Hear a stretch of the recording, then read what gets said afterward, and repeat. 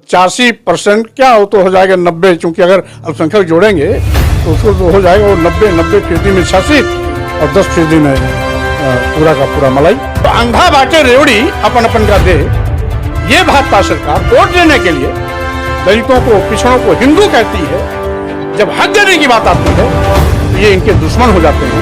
अनुसूचित जाति और अनुसूचित जनजाति का जातिवार गणना अभी भी होती है, जिसमें 71 केवल एक वर्ग विशेष के हैं। माननीय मुख्यमंत्री जी के ऊपर विशेष कृपा है। समुचित हिस्सेदारी, समानुपातिक बजट का बंटवारा आसान हो जाएगा, इसलिए जातिवार गणना होनी चाहिए। विभाग से है तो डिप्टी सीएम, लेकिन लोग उनको स्टूल वाले डिप्टी सीएम के रूप में जानते हैं। यानी छुट्टा जानवरों का कहर इस हद तक है कि आज किसान अपनी किस्मत पर रो रहा है। जीएसटी लघु एवं मध्यम वर्ग के व्यापारियों के शोषण का माध्यम बन गई है। यानी सरकारी विभाग अगर प्राइवेट हाथों में जा रहे हैं तो इसका मतलब नौजवानों को भविष्य में भी सरकारी नौकरियों से हाथ धोने के लिए मजबूर होना पड़ रहा है।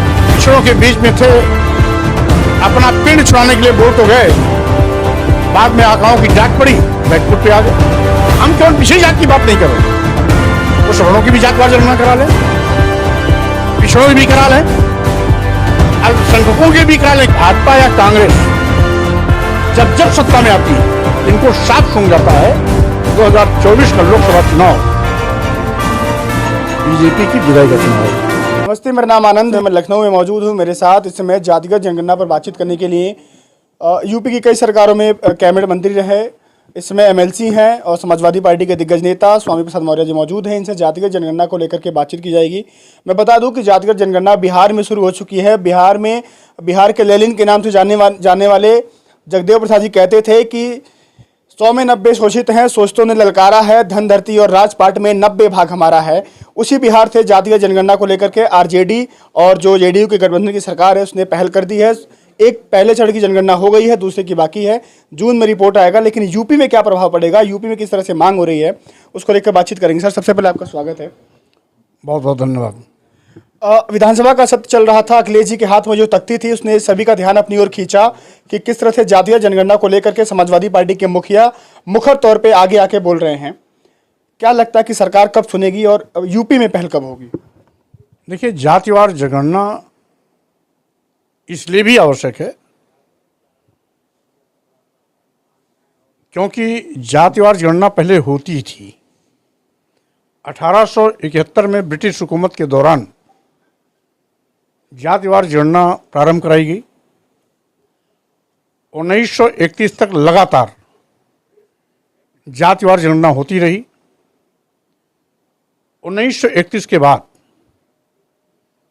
जातिवार जनगणना सरकारों ने बंद करा दी। यहाँ तक कि देश की आज़ादी के बाद भी जातिवार जनगणना हमारी निर्वाचित सरकारों ने नहीं किया। यद्यपि जब कांग्रेस में विपक्ष में थी, जैसे अभी हाल में 2018 में कांग्रेस के नेताओं ने पार्लियामेंट के अंदर मांग की थी कि जातिवार गणना होनी चाहिए। भाजपा भी जब विपक्ष में थी तो इसके एक दिग्गज नेता थे गोपीनाथ मुंडे जी, उन्होंने 2010 में पार्लियामेंट में जातिवार जनगणना की बात की मांग की थी और ये कहा था कि अगर 2011 में जातिवार गणना नहीं होती है तो पिछड़ी जातियां अपने अधिकार को पाने में और समुचित विकास की धारा में खड़ा होने में 10 साल पीछे हो जाएंगे। यहां तक कि 2019 लोकसभा चुनाव के पहले तत्कालीन गृह मंत्री और वर्तमान में रक्षा मंत्री श्री राजनाथ जी ने अपने चुनावी सभाओं के माध्यम से सार्वजनिक मंचों से इस बात का उद्घोष किया था कि भाजपा फिर से अगर सरकार में आती है तो जातिवार जनगणना कराएगी। लेकिन भाजपा या कांग्रेस जब जब सत्ता में आती हैं तो इनको साफ सूंघ जाता है और जातिवार जनगणना से कतराती हैं। जबकि भारतीय संविधान के अनुच्छेद 16(4) और 15(4) क में इस बात का स्पष्ट उल्लेख है कि सामाजिक और शैक्षणिक पिछड़ेपन के आधार पर पिछड़ी जातियों को चिन्हित कर उनको समुचित प्रतिनिधित्व, समुचित हिस्सेदारी एवं समानुपातिक बजट का आवंटन सुनिश्चित करके विकास की मुख्य धारा में खड़ा करने का प्रयास करना चाहिए। इसके बावजूद सरकारें कतराती रहती हैं। यद्यपि अनुसूचित जाति और अनुसूचित जनजाति का जातिवार गणना अभी भी होती है और उसी आंकड़े के आधार पर सरकारें उनको आरक्षण में समुचित सहभागिता सुनिश्चित कराने का और समानुपातिक बजट आवंटन करने का काम भी करती हैं। सरकारों को भी सहूलियत होता है। पिछड़ी जातियों के आरक्षण के मसविदे पर कई ऐसे मौके आए जब माननीय सर्वोच्च न्यायालय और माननीय उच्च न्यायालय में इस प्रकरण पर जातिवार आंकड़ा का ब्यौरा मांगा गया, तो सरकारों ने यह कह करके उस बात को टाल दिया कि पिछड़ी जातियों का जातिवार गणना नहीं होता हुई है, इसलिए पिछड़ी जातियों का जातिवार आंकड़ा सरकार के पास उपलब्ध नहीं है। माननीय उच्च न्यायालय ने कई बार, सर्वोच्च न्यायालय ने कई बार इस ओर इंगित भी किया कि समुचित भागीदारी सुनिश्चित करने के लिए और आरक्षण की सहभागिता सुनिश्चित कराने के लिए जातिवार गणना होना चाहिए। उसके बावजूद नानुकुर करके सरकार उस पर लीपापोती करती है। इस संबंध में समाजवादी पार्टी के राष्ट्रीय अध्यक्ष श्री अखिलेश यादव ने सरकार से मांग भी की है और यहां तक कि विधानसभा में नेता विरोधी दल की हैसियत से इस बात को मजबूती से अपना पक्ष भी रखा। विधान परिषद में जातिवार गणना की मांग को लेकर के मैंने भी समाजवादी पार्टी का पक्ष मजबूती से रखा। अब पिछड़ी जातियों को वोट देने के लिए तो हिंदू कह करके वोट तो समेट लेती हैं, लेकिन जब पिछड़ी जातियों को हक देने की बात आती है, आरक्षण देने की बात आती है, बजट में समानुपातिक हिस्सेदारी देने की बात आती है, तो इनकी नानी मर जाती हैं और नतीजा होता है कि आनाकानी करके पिछड़ी जातियों के हितों के साथ खिलवाड़ करती हैं। सम्मान तो मिला है। इसीलिए समाजवादी पार्टी के राष्ट्रीय अध्यक्ष अखिलेश यादव ने यह भी कहा है कि अगर हमारी मांग पर केंद्र सरकार या प्रदेश सरकार जातिवार गणना नहीं कराती है, तो जब भी समाजवादी पार्टी सत्ता में आएगी हम जातिवार गणना कराएंगे। सम्मान तो मिला। इस देश के जो प्रधानमंत्री हैं वो भी खुद को पिछड़े समाज से बताते हैं, कहते हैं मैं तेली हूं, पिछड़े समाज से हूं। यूपी की बात करूं तो आपके उप मुख्यमंत्री केशव प्रसाद मौर्य 2 बार उप मुख्यमंत्री रहे, उनको भी योगी जी के बगल में कुर्सी मिलती है, सम्मान मिलता है मंचों पर। अब कहां सम्मान चाहिए आप लोगों को? देखिए, एक व्यक्ति विशेष को आसमान पर बैठा दिए पूरा समाज आसमान में नहीं चला जाता है। जो समाज के अंतिम पायदान पर खड़े हुए लोग हैं, गरीबी, लाचारी, बदहाली नित्य प्रति झेल रहे हैं, बड़े पैमाने पर बेरोजगारी भी है, उनके क्षेत्र में विकास भी नहीं है, तो अगर जातिवार गणना होती है, हम केवल पिछड़ी जाति की बात नहीं कर रहे हैं, वो सवर्णों की भी जातिवार गणना करा लें, पिछड़ों की भी करा लें, अल्पसंख्यकों की भी करा लें, क्योंकि अल्पसंख्यक जातियों में भी बहुत सी ऐसी जातियां हैं जो पिछड़े वर्ग में आती हैं, और सभी का जातिवार गणना हो जाने से समुचित हिस्सेदारी, समानुपातिक बजट का बंटवारा आसान हो जाएगा। इसलिए जातिवार गणना होनी चाहिए। सरकार चाहे तो सभी वर्ग, समाज, धर्म के लोगों को जातिवार गणना करा ले, उस पर हमको कोई इतराज नहीं। तो सरकार पीछे क्यों भाग रही है फिर? इसलिए कि उनको इस बात का डर है और भय है कि जब बीपी मंडल आयोग ने मंडल आयोग को लागू करते वक्त अपनी सिफारिशें लागू करने के लिए हिदायत दिया, तो उसमें उन्होंने कहा कि चूंकि वर्तमान में जातिवार जनगणना के अभाव में पिछड़े वर्गों का एक्यूरेट जनसंख्या उपलब्ध नहीं है, इसलिए सन 1931 की जाति जनगणना के आधार पर इनकी 52% आबादी होती है, जिस पर मैं आरक्षण देने की संस्तुति कर रहा हूं। लेकिन सरकारों को, यानी बीपी मंडल ने भी इस बात को इंगित किया था कि सरकारों को चाहिए कि पिछड़े वर्गों का समुचित हित सुरक्षित किया जा सके, समानुपातिक भागीदारी सुनिश्चित हो सके, बजट में भी अनुपात, आबादी के अनुपात में आवंटन हो सके, इसलिए जातिवार गणना कराना आवश्यक है।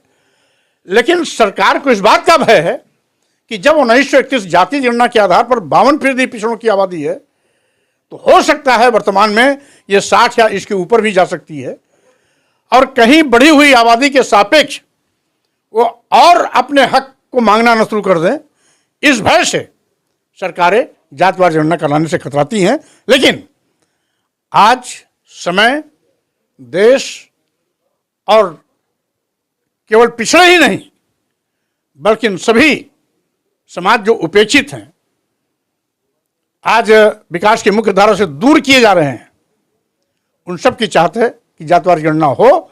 सरकार नहीं कराएगी तो जब भी समाजवादी पार्टी सरकार सत्ता में आएगी वो खुद कराएगी। यूपी के डिप्टी सीएम केशव मौर्य ने एक बार दबे मन से सपोर्ट भी किया था कि जातिगत जनगणना होनी चाहिए। लगता है कि पार्टी लाइन से इतर होकर के वो सामने आएंगे, बात को रखेंगे। अब स्वाभाविक रूप से वो कहीं पिछड़ों के बीच में थे, अपना पिंड छुड़ाने के लिए बोल तो गए, बाद में आकाओं की डांट पड़ी, बैकफुट पे आ गए, बोलती बंद हो गई। तो जो गुलाम मानसिकता के लोग हैं वो कभी भी अपने स्वार्थ के अलावा दूसरों के हितों को के लिए लड़ नहीं सकते हैं। इसीलिए डिप्टी सीएम केशव प्रसाद मौर्य जी भी इत्तेफाक से हैं तो डिप्टी सीएम, लेकिन लोग उनको स्टूल वाले डिप्टी सीएम के रूप में जानते हैं कि जो डिप्टी सीएम मंत्रिमंडल अपने मुख्यमंत्री की बैठक में, अधिकारियों की बैठक में, जहां सभी अधिकारी कुर्सी पर बैठे हों, मुख्यमंत्री कुर्सी पर बैठे हों, मुख्यमंत्री के सचिव लोग कुर्सी पर बैठे हों, वहां डिप्टी सीएम केशव प्रसाद मौर्य अपने हाथ से स्टूल उठा करके स्टूल पर बैठते हैं, तो स्वाभाविक रूप से तरस आता है कि डिप्टी सीएम होने के बावजूद भी आज उनके साथ भी वही बदसलूकी की जाती है जो आम बैकवर्डों के साथ किया जाता है। 24 के चुनाव में कितना बड़ा मुद्दा बनेगा जातिगत जनगणना? आज एक नहीं अनेक मुद्दे हैं। जातिवार जनगणना भी मुद्दा है, अनुसूचित जात, अनुसूचित जनजाति और पिछड़े वर्गों के आरक्षण को बिल्कुल खत्म कर दिया जा रहा है। अभी गोरखपुर विश्वविद्यालय में लगभग 117 professor, reader, associate professor, assistant professor के पदों पर नियुक्ति हुई, जिसमें 71 केवल एक वर्ग विशेष के हैं। माननीय मुख्यमंत्री जी के उन पर विशेष कृपा है।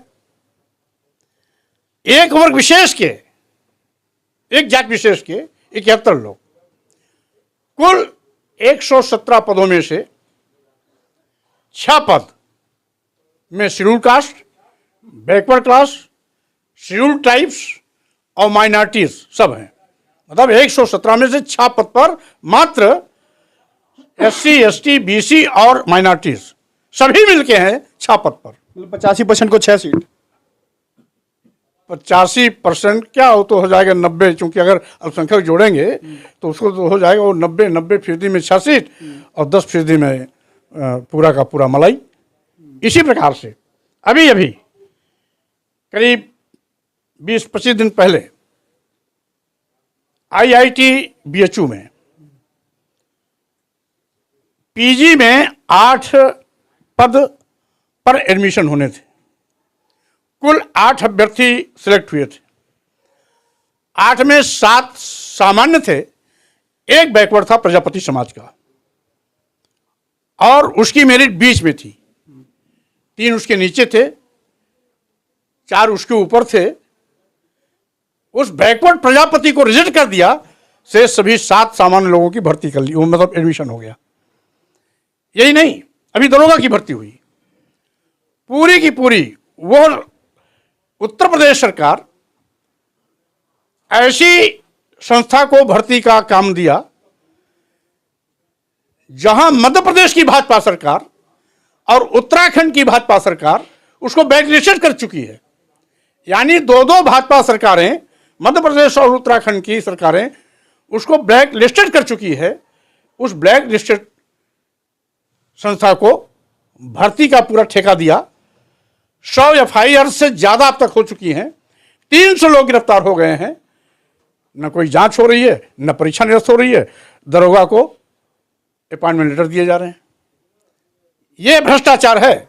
अभी अभी करीब 2 महीने पहले एक विज्ञापन निकला था, 3 महीना हो गया, 711 पद आयुष विभाग के डॉक्टरों की जगह, जिसमें सामान्य वर्ग और EWS, वो भी जो सामान्य के वर्ग के पिछड़े हुए हैं, इनको मिला के 81% सीट पर उस डॉक्टरों की भर्ती में लोकसभा आयोग में जो प्रतिवेदन भेजा गया, 81.5% सीटें इनको मिल रही हैं। और 18.5% सीटों में समस्त schedule caste, schedule tribes, backward class सभी शामिल है। तो अंधा बाटे रेवड़ी अपन अपन का दे, ये भाजपा सरकार वोट लेने के लिए दलितों को, पिछड़ों को हिंदू कहती है। जब हक देने की बात आती है तो ये इनके दुश्मन हो जाते हैं। और यही कारण है कि भारतीय संविधान द्वारा दिया गया आरक्षण, जिसके माध्यम से शेड्यूल कास्ट, शेड्यूल ट्राइब्स और बैकवर्ड क्लास के लोगों को सरकारी नौकरियों में उनको आरक्षण दिया जाता है, उसको पूरा का पूरा अजगर की तरह भाजपा सरकार निगल रही है। तो स्वाभाविक रूप से आज जातिवार जनगणना, जहां एक महत्वपूर्ण हमारी मांग है, वहीं पर देश में महंगाई चरम पर है, नौजवान बेरोजगारी की त्रासदी झेल रहा है, सरकारी संस्थाएं, सरकारी विभाग निजी हाथों में, अपने चहेते उद्योगपतियों के हाथों में अरबों खरबों की संपत्ति कौड़ियों के भाव बेची जा रही है। यानी सरकारी विभाग अगर प्राइवेट हाथों में जा रहे हैं तो इसका मतलब नौजवानों को भविष्य में भी सरकारी नौकरियों से हाथ धोने के लिए मजबूर होना पड़ रहा है। GST लघु एवं मध्यम वर्ग के व्यापारियों के शोषण का माध्यम बन गई है। उत्तर प्रदेश में छुट्टा जानवरों का कहर किसानों पर किस प्रकार से पड़ रहा है, जिसके नाते आज किसान भी, पश्चिमी उत्तर प्रदेश के कई किसानों ने सैकड़ों एकड़ जमीन अपनी जुतवा दी, इसलिए कि जब कुछ मिलना ही नहीं तो मेहनत बेकार क्यों किया जाए।